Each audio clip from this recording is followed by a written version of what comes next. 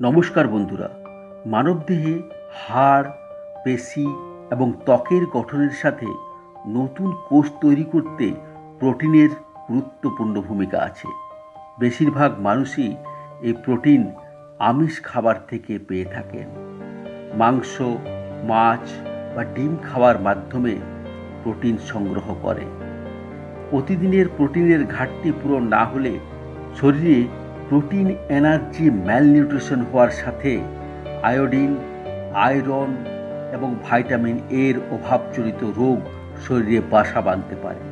এছাড়া শিশুদের শারীরিক বৃদ্ধি ব্যাহত হবে,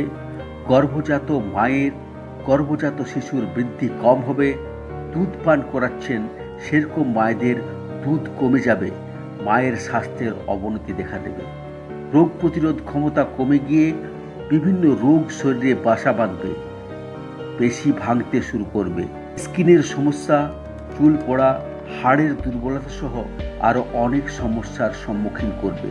কিন্তু যারা আমিষ খাবার পছন্দ করেন না, ভেজ খেতে ভালোবাসেন এবং যাদের প্রতিদিন আমিষ খাবার কেনার সামর্থ্য নেই, তারা তাহলে কি করবে?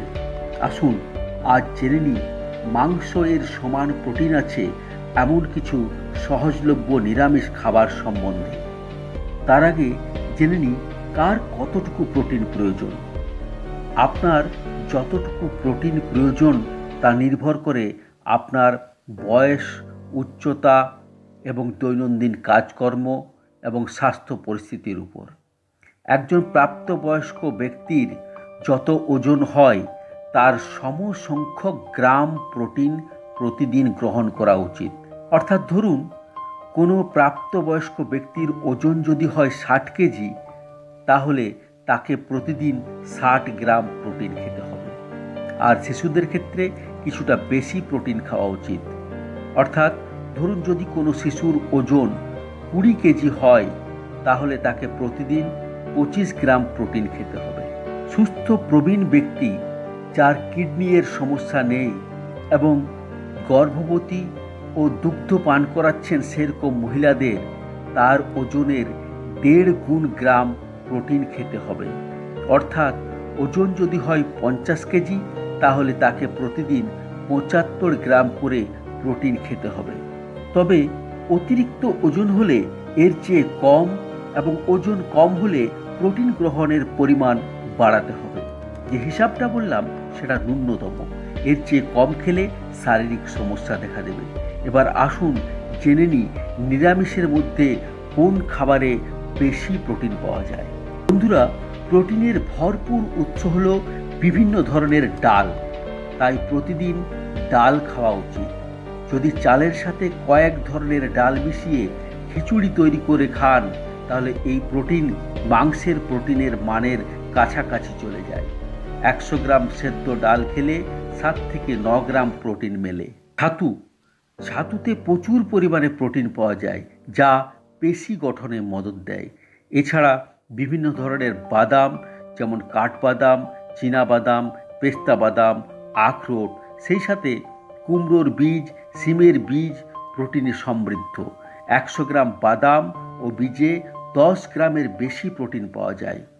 সবুজ শাকসবজিতেও প্রোটিন পাওয়া যায়। 100 গ্রাম পালং শাক, ব্রোকলিতে 3.5 গ্রাম প্রোটিন, 100 গ্রাম ফুলকপিতে 2 গ্রাম প্রোটিন পাওয়া যায়। দুধ হলো সুষম খাদ্য।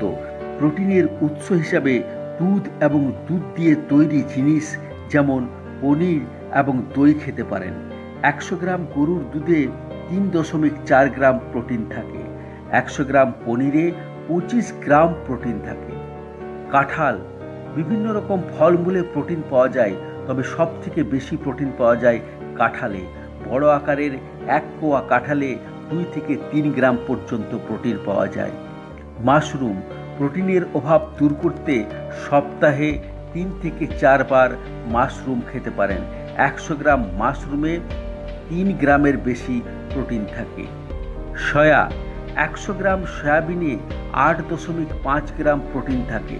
এছাড়া সয়াবিনে প্রয়োজনীয় অ্যামাইনো অ্যাসিড পাওয়া যায়, তাই প্রোটিনের চাহিদা মেটাতে এটা দারুণ খাবার।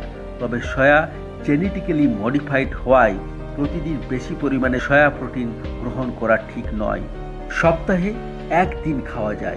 বন্ধুরা, প্রোটিন হজম হতে বেশি সময় লাগে, তাই রাতের দিকে বেশি প্রোটিন খাওয়া উচিত নয়। তো বন্ধুরা, এ ছিল আজকের ইনফরমেশন। ভিডিও ভালো লাগলে অবশ্যই একটা লাইক করুন, এটিকে বেশি বেশি করে শেয়ার করুন। আর এরকম গুরুত্বপূর্ণ ভিডিও পেতে চ্যানেলটিকে সাবস্ক্রাইব করে আমাদের সাথে থাকুন।